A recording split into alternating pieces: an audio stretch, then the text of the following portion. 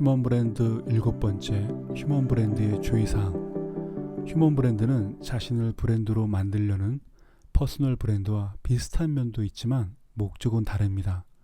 퍼스널 브랜드에서는 주로 자신을 브랜드가 되기 위해 마케팅 툴을 사용합니다.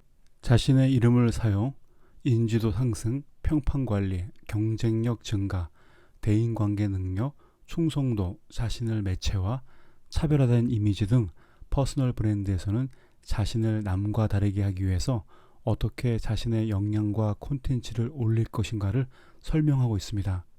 휴먼 브랜드는 자신이 브랜드를 런칭하기 전에 미리 브랜드가 되어보는 것이라고 말씀드렸습니다. 브랜드 창업을 하면 지금까지 한 번도 해보지 않는 수많은 상황에서 의사결정을 해야 합니다. 브랜드를 실제 운영하면서 잘못된 의사결정으로 재정 손해는 물론 회사가 망할 수도 있습니다. 그래서 실제 브랜드를 운영하기 전에 먼저 브랜드가 되어보는 것이 휴먼 브랜드입니다. 자기 기만, 자가당착, 그리고 자승자박. 휴먼 브랜드는 1등이 되는 것이 아닙니다. 넘버원이 아니라 온리 원이 되는 것이 목적입니다. 연말이 되면 자칭 1등 브랜드가 지하철과 버스 광고판에 넘치죠. 어디 신문, 어느 조사기관 선정 1등 브랜드. 자칭 1등이라고 하면 군중 심리를 이용한 고객을 속이는 것입니다. 누가 1등을 주었는지 1등의 기준이 무엇인지를 파악해야 합니다. 사용자를 농락하고 기만하는 전형적인 사기수법이죠. 이런 1등, 최고, 최초, 천재라는 키워드는 사람에게도 수식용어로 씁니다. 사실이기 때문에 스스로 자신이 브랜드라고 말하는 사람도 제법 많습니다.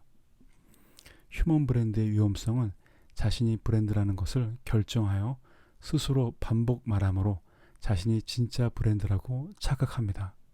몇 권의 책을 쓰거나 강연을 하고 사인을 해주면 그것을 브랜드가 되었다고 생각하죠. 무엇보다도 브랜드가 되겠다는 신념으로 인해서 자신이 브랜드라고 믿습니다. 브랜드는 생산자가 말하는 것이 아니라 사용자가 사용자 사이에서 말하는 것입니다.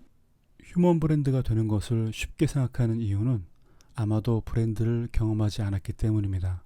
휴먼 브랜드를 자기개발 차원에서 특별 프로그램 정도로 생각하죠. 마치 타로카드 점 보는 것처럼 가치 키워드를 뽑아내어 그것을 조립하면 브랜드가 된다고 생각해서 새로운 이름과 슬로건을 만드는 경우도 있습니다. 만약 이 동영상을 보는 독자가 그런 것을 했다고 한다면 그때 뽑아내었던 핵심 키워드 3개와 중심 키워드 9개를 기억해 보십시오. 중심 키워드까지 무리라고 한다면 3개의 핵심 키워드를 써보십시오.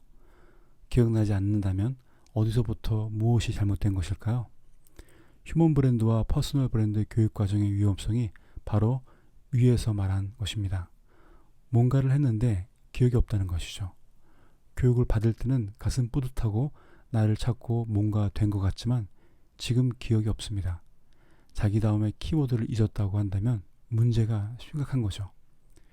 휴먼 브랜드가 되고 싶다고 자신에게 없는 가치들을 억지로 자신의 것이라고 우겨서 만들면 여러 시체들로 만들어진 프랑켄슈타인이 될 수 있습니다.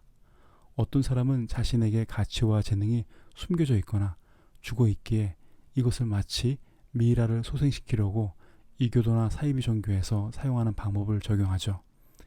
자신이 마법에 걸려서 개구리가 되는 왕자로 생각해서 여기저기 돌아다니면서 새로운 프로그램을 주문처럼 자신에게 걸어봅니다.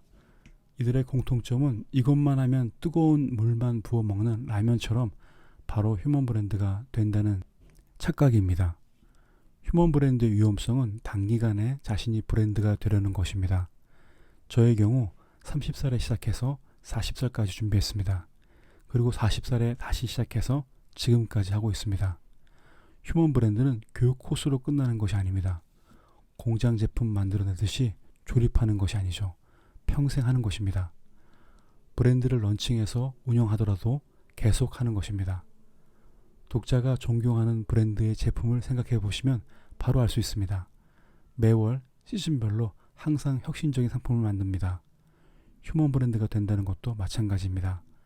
자신이 죽어서라도 브랜드가 되는 것이기에 한 번에 끝나는 프로그램은 없죠. 브랜드 감별법. 휴먼 브랜드 과정에서 코칭 혹은 강사의 도움이 필요합니다. 그런데 여기서 잘못 선택을 하면 돌이킬 수 없는 길을 따라가게 됩니다. 특히 이 분야에서는 점수로 검증할 수 있는 기준이 없기 때문에 휴먼 브랜드가 아니라 호갱이 될 수 있죠. 제 노하우 하나를 공개하겠습니다. 브랜드 에디터를 뽑을 때 그 자리에서 특별한 주제를 던져주고 A4 용지 2장에 써보라고 합니다. 브랜드란 무엇인가? 쉬울 것 같지만 정말 곤혹스러운 주제죠. 예전에 모 기업에서 브랜드 문답 인터뷰를 촬영했습니다. 그룹 회장님이 브랜드에 관해서 궁금한 것들을 전문가와 만나 동영상으로 찍어서 회장님에게 보여드리는 것입니다. 저는 카메라 렌즈 너머에 있는 회장님에게 이렇게 말했습니다.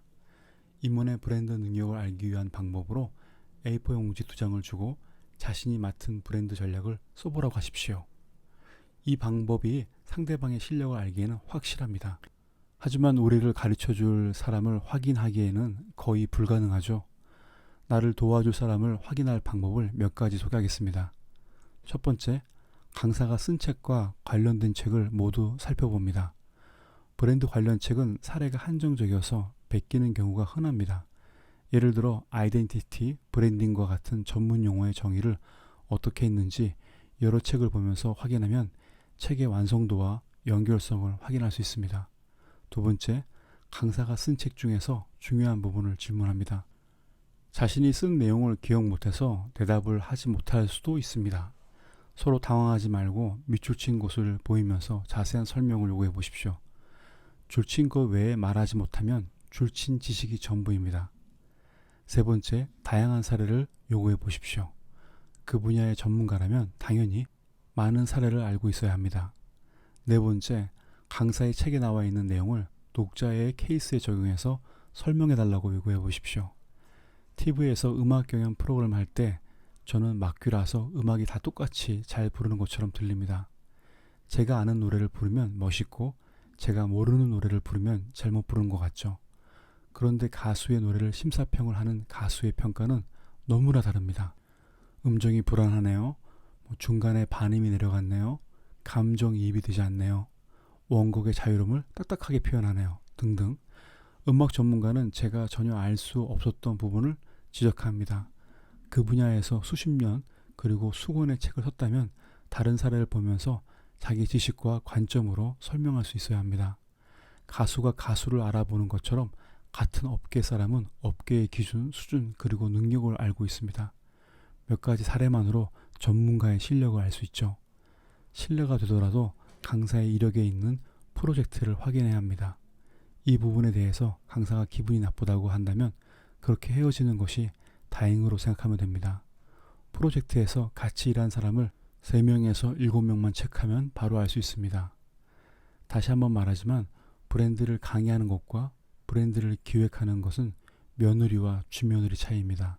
오늘의 주제는 자칭 브랜드가 되지 말자, 스스로 속이지 말자, 자칭 브랜드 전문가를 조심하자. 오늘은 여기까지 하겠습니다. 감사합니다.